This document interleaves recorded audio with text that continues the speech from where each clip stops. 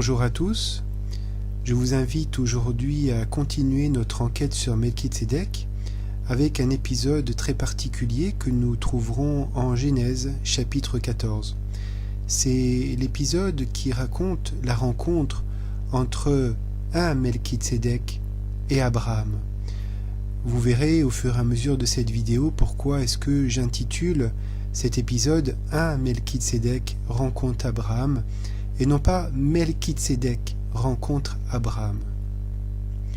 Tout d'abord, que signifie Melchitsédek? Melchitsédek est composé de deux mots hébreux, Malki qui est traduit par roi, et Tzédek habituellement traduit par justice.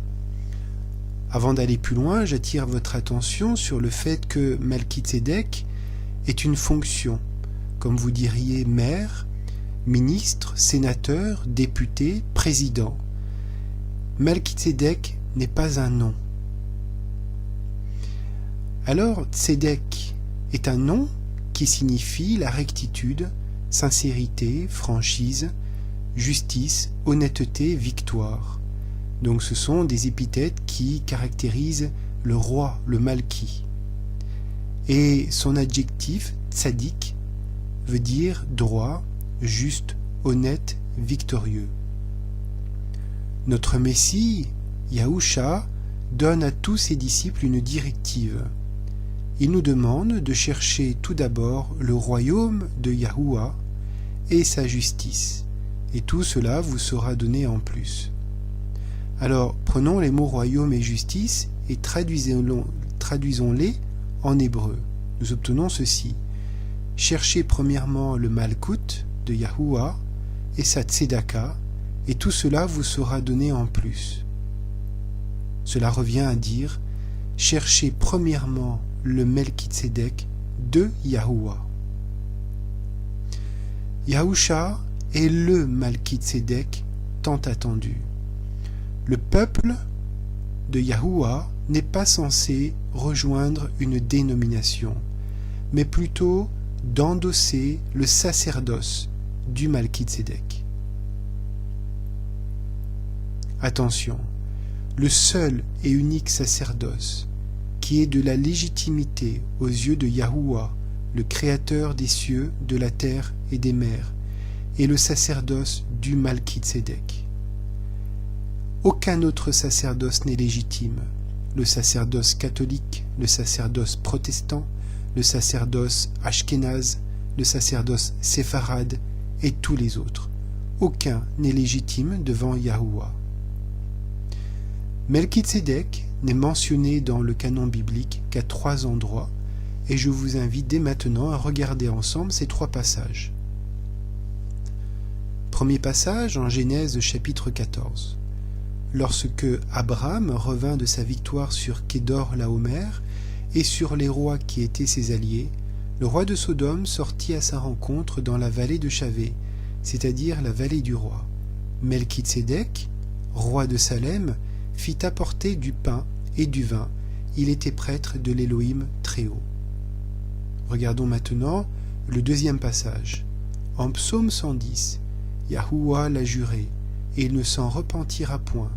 Tu es sacrificateur à toujours, selon l'ordre de Melchitsédek. Dans le texte hébreu, le mot ordre est un mot qui traduit dibra, dont la racine est davar. Davar signifie parler, mais aussi mettre en ordre, arranger. Dibra peut ainsi traduire l'idée de mettre en ordre par la parole ou de mettre selon une séquence par la parole. Voici le 3e passage où Melchitsédek est abordé, c'est dans l'Épître aux Hébreux, à partir du chapitre 5 et dans les 2 chapitres qui suivent. De même, Christ ne s'est point attribué la gloire d'être souverain sacrificateur, mais il l'a reçu de celui qui lui a dit « C'est toi qui es mon fils, je t'ai engendré aujourd'hui ». Ceci est une référence au psaume 2,7. Comme il lui dit aussi ailleurs « Tu es sacrificateur pour l'éternité, selon l'ordre de « Nous avons ici une référence au psaume 110, 4. Dans le texte grec de cette épître aux Hébreux, le mot ordre est la traduction du mot grec taxis, qui signifie arrangement ou succession fixée selon un temps fixé. Regardons un autre endroit où ce mot taxis est utilisé et étudions son contexte. Je vous invite à considérer l'Évangile selon Luc au chapitre 1. Au temps d'Hérode, roi de Judée, il y avait un sacrificateur nommé Zacharie, du rang d'Abia. Sa femme était de la race d'Aaron et elle s'appelait Élisabeth. Ils étaient tous deux justes, c'est-à-dire tzaddik, devant Yahuwah, et ils suivaient tous les commandements et toutes les ordonnances du Seigneur d'une manière irréprochable. Ils n'avaient point d'enfants parce qu'Élisabeth était stérile et qu'ils étaient tous deux avancés en âge. Or il arriva, comme Zacharie faisait les fonctions de sacrificateur devant Yahuwah, selon l'ordre, taxis, de son rang, qui lui échut par le sort selon la coutume de la sacrificature, d'entrer dans le temple du Seigneur pour y offrir les parfums. Le mot grec taxis traduit l'idée d'une séquence, d'un ordre séquentiel. Première position, deuxième position, troisième position, etc.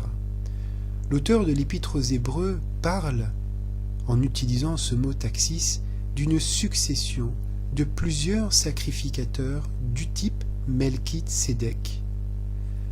Alors nous devrions être en mesure de trouver au moins une autre référence à la lignée de Melchitsédek. L'apôtre Pierre nous en parle dans sa deuxième épître au chapitre 2. Je cite : « Et s'il n'a point épargné l'ancien monde, et s'il a préservé Noah, lui huitième, le prédicateur de la justice, lorsqu'il a envoyé le déluge sur le monde des impies. » Noah le huitième. Question : qui sont alors les 7 premiers prédicateur de la justice? Noah est le 10e depuis Adam, lorsque nous considérons la généalogie donnée en Genèse chapitre 5 et 1 Chronique chapitre 1. L'apôtre Pierre aurait-il fait une erreur en citant Noah à la 8e position au lieu de la 10e position? Voici les 10 positions données dans la généalogie en Genèse et en 1 Chronique. Première position, Adam. Deuxième position, Seth. Troisième position, Énoch. Quatrième position, Kénan. Cinquième position, Mahalalil. Sixième position, Jéred. Septième position, Enoch. Huitième position, Métuchéla. Neuvième position, Lémec. Et 10e position, Noah. Il y a 2 choses qu'il faut considérer dans cette généalogie. La première, c'est que Enoch fut pris. Nous trouvons cette référence en Genèse 5, 23. La deuxième, c'est que Lémec était déjà mort lorsque son père, Métuchéla, mourut. Alors, Adam conserve la première position, Seth la deuxième, Énoch la troisième, Kénan la quatrième, Mahalalil garde la 5e position, Jéred la 6e, Enoch passe son tour. Et du coup, c'est Métuchéla qui passe à la 7e position. Lémec passe son tour. Et alors, Noah passe de la 10e à la 8e position. Voici un récapitulatif. Ici, de Adam à Noah, Enoch fut pris, et Lémec mourut avant que Métuchéla ne meure. Noah était un prédicateur de la justice, un prédicateur du type Melchitsédek, le 8e d'une lignée de succession depuis Adam. L'apôtre Pierre n'a pas fait d'erreur. Alors d'après la lignée des Melchitsédek, depuis Adam jusqu'à Noah, qui est celui qui a rencontré Abraham? Analysons 2 pistes. La première, dans ce que nous appelons le livre de Jacher, encore appelé livre du juste, que nous ne trouvons pas dans le canon biblique, mais qui est cité en Josué et en 2 Samuel. Il est écrit au chapitre 16.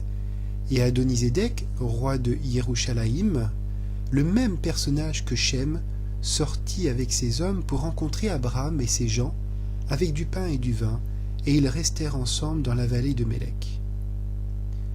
Deuxième piste, le commentaire de Rachi sur le verset Genèse 14-18. Je cite, « Le Midrash explique, c'était Shem, le fils de Noah. » Voici pour récapituler. Nous avons Shem ici, nous avons Abraham là, et nous pouvons constater qu'Abraham est né alors que Shem était encore en vie, et Abraham est mort alors que Shem était encore en vie.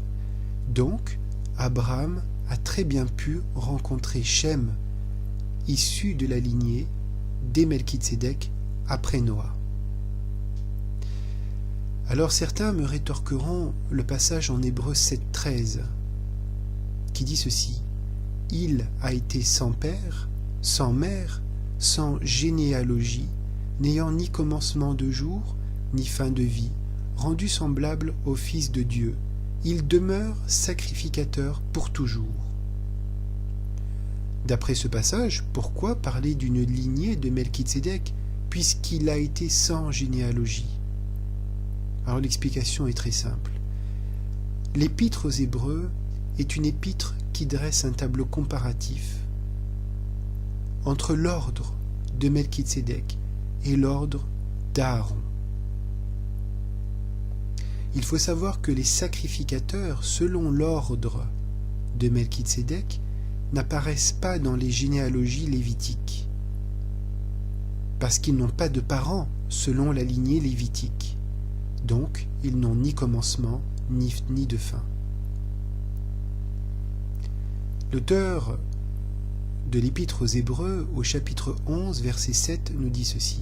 « Par la foi, Noah a construit un bateau pour sauver sa famille. Il avait pris au sérieux la révélation qu'il avait reçue au sujet d'événements qu'on ne voyait pas encore.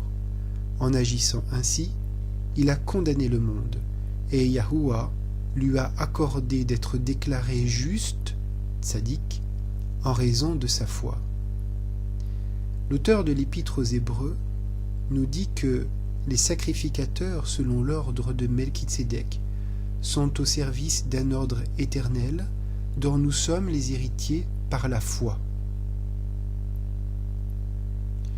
Deux questions. Première question. Que s'est-il passé entre Shem, le Melchitsédek, et Abraham? Et quel est le contexte de leur rencontre? Le contexte de leur rencontre, nous l'avons en Genèse 14, c'est la guerre. Une bataille oppose 4 rois contre 5 autres rois. Les 4 rois remportent la victoire, emportent le butin de Sodome et de Gomorrhe, mais aussi Lot, le neveu d'Abraham, qui habitait à Sodome. Abraham rassemble 318 de ses serviteurs afin de combattre les 4 rois et de délivrer Lot, son neveu, ainsi que sa famille, son peuple et ses biens. Abraham gagne la bataille contre les 4 rois, dont Kédor Laomer est a priori tué. En Genèse 14-17, parmi les 4 rois qui sont vaincus, seul le roi Kédor Laomer est cité. Pourquoi? Kédor Laomer est roi d'Élam. Élam peut être compris de 2 façons. Première façon, Élam est une région située au nord du golfe Persique, au sud-ouest de l'actuel Iran. Donc Kédor Laomer est le roi de cette région. Mais Élam est aussi un nom. C'est un des fils de Shem. Vous le trouverez en Genèse 10, 22. Abraham et Lot sont des descendants d'Arpachshad, un des frères d'Élam. On retrouve ici Abraham et là Arpachshad, et nous voyons bien qu'Abraham est un descendant d'Arpachshad. Alors sur cette généalogie un peu plus étalée, suivons la lignée. Shem ici un des 3 fils de Noah, Élam, un des fils de Shem, Arpachshad, frère d'Élam, est donc un des fils de Shem. Nous suivons la descendance d'Arpachshad jusqu'à Lot, mais aussi jusqu'à Abraham. Alors, observons un instant la prophétie de Noah que nous pouvons trouver en Genèse chapitre 9 verset 27. Je cite: « Que Yahuwah étende Japheth et qu'il habite dans les tentes de Shem et que Canaan soit leur serviteur. » Essayons de comprendre ce que implique cette prophétie. Dans les tentes de Shem peut être compris comme étant dans la descendance de Shem. En effet, les tentes sont une illustration des maisons et surtout des familles qui habitent dans ces maisons. Shem connaît la prophétie de son père Noah et il sait que la gloire du Créateur Yahuwah viendra par sa descendance, donc par Abraham. Résumons. Abraham est un descendant de Noah et Abraham a tué Kedorlaomer, probablement descendant de Noah aussi.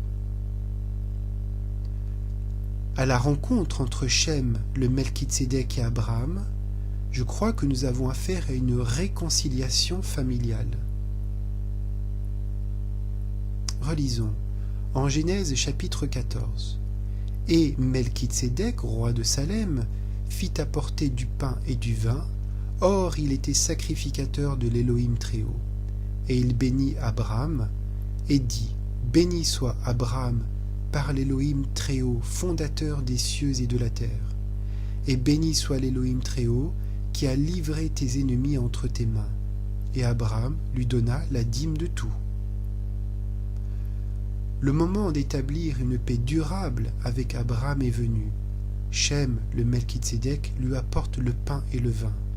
Et Abraham, en retour, accepte ceci en lui donnant le 10e de tout son butin. Voici la scène d'un traité de paix conclu très efficacement. Notre Messie Yahusha viendra de même apporter la paix au sein d'une querelle familiale entre les royaumes et les nations. Regardons le psaume 2. Pourquoi ce tumulte parmi les nations, et pourquoi les peuples projettent-ils des choses vaines? Les rois de la terre se sont levés, et les princes se sont concertés ensemble contre Yahuwah et contre son oint. Rendez hommage au Fils, de peur qu'il ne s'irrite, et que vous ne périssiez dans votre voie, quand sa colère s'enflammera tout à coup. Heureux tous ceux qui se confient en lui. Ce psaume 2 trouve un écho dans le livre des Révélations, dans Apocalypse chapitre 19, où nous pouvons lire au verset 15 « De sa bouche sort une épée aiguisée pour frapper les nations. C'est lui qui sera leur berger, car il les dirigera avec un sceptre de fer. Il va aussi écraser lui-même le raisin dans le pressoir à vin de l'ardente colère de Yahuwah Tout-Puissant. » Une année de grâce. L'évangéliste Luc, au chapitre 4, nous dit « Et il, Yahusha, se rendit à Nazareth, où il avait été élevé, et selon sa coutume, il entra dans la synagogue le jour du Shabbat. Il se leva pour faire la lecture, et on lui remit le livre du prophète Ésaïe. L'ayant déroulé, il trouva l'endroit où il était écrit « L'Esprit du Seigneur est sur moi, parce qu'il m'a oint pour annoncer une bonne nouvelle aux pauvres, il m'a délivré, il m'a envoyé pour guérir ceux qui ont le cœur brisé, pour proclamer aux captifs la délivrance, et aux aveugles le recouvrement de la vue, pour renvoyer libres les opprimés, pour publier une année de grâce du Seigneur. » Ce passage est une référence au chapitre 62 d'Ésaïe, dans ces 2 premiers versets que je vous lis. L'Esprit du Seigneur, Yahuwah, est sur moi, car Yahuwah m'a oint pour porter de bonnes nouvelles aux malheureux. Il m'a envoyé pour guérir ceux qui ont le cœur brisé, pour proclamer aux captifs la liberté et aux prisonniers la délivrance, pour publier une année de grâce de Yahuwah et un jour de vengeance de notre Elohim, pour consoler tous les affligés. Il est très intéressant de noter que le rouleau de Melchizedek, qui correspond au manuscrit 11Q13 des fameux manuscrits de la Mer Morte, dit ceci, je vous cite un extrait. « Il fera propitiation pour tous les fils de lumière et pour ceux prédestinés à Melchizedek, car c'est un temps fixé pour l'année de grâce, accordée par Melchizedek. » Pour l'auteur du rouleau de Melchizedek, l'annulation des dettes lors de l'année jubilaire, ce qu'on appelle l'année de grâce, ne concerne pas les simples questions d'argent, mais la rémission des péchés. Selon lui, selon l'auteur du rouleau de Melchizedek, l'agent de ce salut n'est autre que Melchizedek. Le Messie Yahusha est le Melchizedek, en cela qu'il vient apporter la paix au sein d'une querelle de famille après une grande guerre entre les royaumes et les nations. J'attire votre attention sur la paix, et notamment son association avec la notion de justice. L'évangéliste Jean, au chapitre 14, verset 27, nous dit ceci. « Je vous laisse la paix, je vous donne ma paix, je ne vous la donne pas comme le monde la donne, que votre cœur ne se trouble point et qu'il ne soit point saisi de frayeur. » C'est une citation du Messie Yahusha. Le mot grec « Irénée » est utilisé par la Septante pour la première fois en Genèse 15, verset 15. Ce mot grec « Irénée » qui signifie « paix ». Je vous lis Genèse 15, 15. « Et toi, tu t'en iras en paix vers tes pères, tu seras enseveli dans une heureuse vieillesse. » Je resitue rapidement le contexte. C'est le moment où Abraham est endormi et dans lequel il a la vision de ce qu'il va advenir de sa postérité, au moment où l'alliance conditionnelle est contractée avec Yahuwah. Le mot hébreu traduit par paix dans ce texte, dans le texte massorétique, c'est le mot shalom. Yahusha est le grand sacrificateur selon l'ordre de Melchizedek. Il nous apporte sa paix dans le contexte de son sacerdoce, mais aussi de l'alliance contractée avec Abraham et sa descendance. Lors de notre prochaine étude, nous essaierons de déterminer qu'est-ce qu'une alliance du type Melchizedek, mais aussi quelles sont les alliances de la promesse, cette promesse faite à Abraham et à sa postérité. Quelles sont ces alliances dont l'apôtre Paul nous parle? D'ici là, je vous souhaite le shalom de notre Père et je vous dis à bientôt.